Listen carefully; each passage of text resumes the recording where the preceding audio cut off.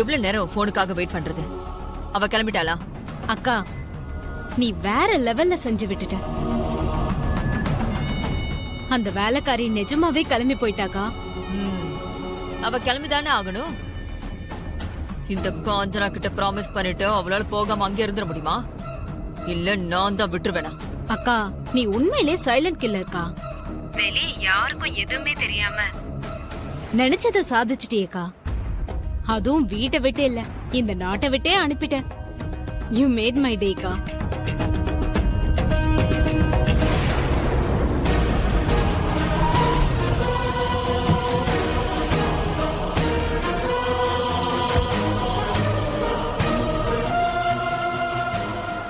காஞ்சனாக்கா காஞ்சனாக்கா தான். வாயவே துறக்கலையே அவ. பெட்டிய தூக்கிட்டு அவ நடந்து போறத பார்க்கவே அவ்வளவு சந்தோஷமா இருந்துச்சு. நான் ரொம்ப என்ஜாய் பண்ணி அத பார்த்தேன். வீடியோ ரெக்கார்ட் பண்ணி திரும்ப திரும்ப பார்க்கணும்னு ரொம்ப ஆசையா இருந்துச்சு. எல்லாரும் இருக்காங்களேன்னு கண்ட்ரோல் பண்ணிட்டு இருந்தேன். அவ வெளியே போனதும் முதல்ல உனக்கு தான் போன் பண்றேன்.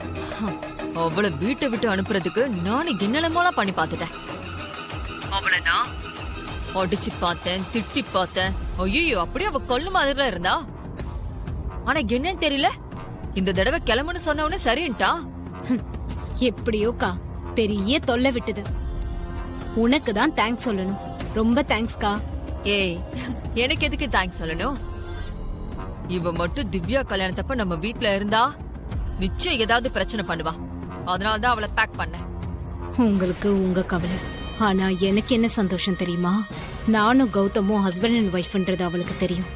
அது மட்டும் இல்ல, திருவை நான் கொல்ல பார்த்ததும் அவளுக்கு தெரியும்.